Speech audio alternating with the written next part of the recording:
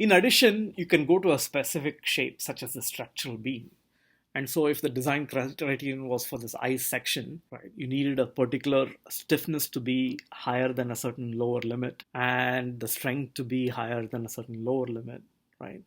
Um, and dimensions are provided to be below 150 millimeters and 200, and the depth below 200 millimeters. So B and D are defined in this manner.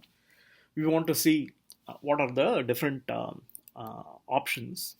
So if you go again to creating a new chart and then looking at the subsection for structural elements, and then you create a new record, right, or a new subset. If you click on those options, you can enter manually those constraints in that interface. So you'll have to go to add a chart element, go to the structural selection, make sure the units are what you need in terms of metric units.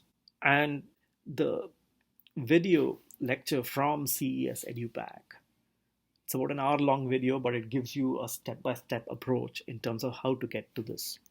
There are neat aspects, make you a great design engineer using this tool. So take some time to learn that. Okay. So it will turn out that if you place these constraints, just like you could filter out options for materials, you can filter out from the 1881 options within shape selection that only less than 300 entries satisfy these constraints. So let's take a look at a problem that allows you to find out how to minimize mass, how to minimize cost, and how to minimize this term embodied energy that we just learned. So it is possible to go to the chart selection and begin in the advanced option, look through for the structural element, these indices, bending stiffness and mass per unit length. And based on those constraints that were provided based on dimensions and stiffness and strength, it filters out all these gray areas and leaves behind just this narrow set of options. Okay. And it turns out that then the top possibilities are these extruded aluminum channels of specific dimensions that satisfy design constraints. Isn't that neat? So this is a way in which shape and material and process fit the overall design criterion for minimizing mass while meeting bending stiffness related constraints.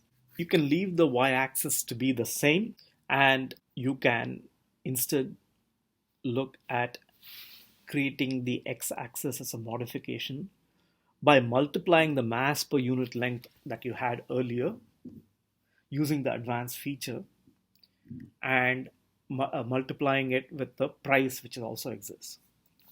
You have to go through a very specific syntax where once you click advanced and look into structural sections, you will be given an interface similar to a calculator, and you'll have to point and click on price, and then you'll say insert. Then you'll have this multiply, divide, add, subtract options. You click the multiply option, and then within brackets, then you can also multiply it with the mass per unit length, which is, you can scroll down and select. There are many other combinations you can generate as well.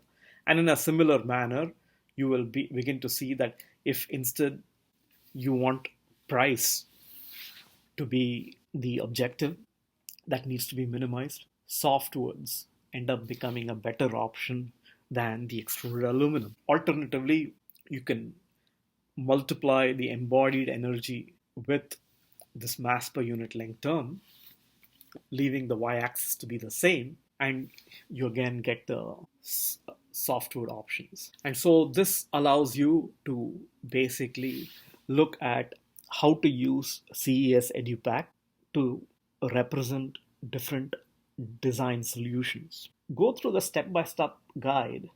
You have to deal with Monty Python type accents or a variation of mine. Instead of it being British Indian, you'll just get regular British accent from another region over there.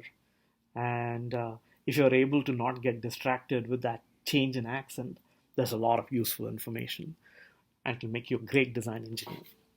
So take a look, and then in lecture 18, we'll look at a few case studies from your textbook that are presented by different students that helped create this course that graduated before you from UFL. So I look forward to working with you soon in the next week where we go to module 4. Talk to you then.